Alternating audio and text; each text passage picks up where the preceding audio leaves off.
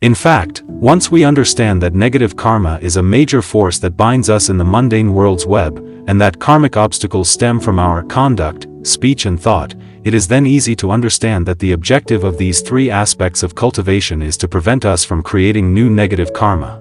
Discipline of one's own actions restrains us from creating karma of misconduct, while regulation of speech is to restrain us from creating karma of unwholesome speech. The elevation of consciousness and morality is to guard us against conceiving of any bad intentions, thereby reducing the chances of creating karma of unwholesome thoughts. Our understanding of this principle serves as a benchmark for us to correct our unwholesome behavior. In doing so, we reduce our karmic obstacles and cease to weave another new web of karmic relationships. However, applying this principle, and the extent to which it can be applied in our lives, will depend on each individual's level of understanding. For example, your superior may have increased your workload so much so that you are totally occupied, working overtime frequently, while others receiving the very same salary had less work to do.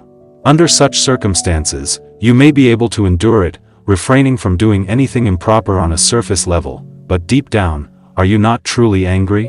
Why is it so important not to get angry? If you don't show any anger in this situation, will you be called a coward? What is the right way of thinking? This is all up to us to discover and comprehend. With each question answered, our spiritual state will go one step higher. Different levels of comprehension will give rise to different levels of spirituality. Failure to comprehend will lead you to, for example, comparing your workload with that of others, leading gradually to the harboring of indignation at the thought of being treated unfairly.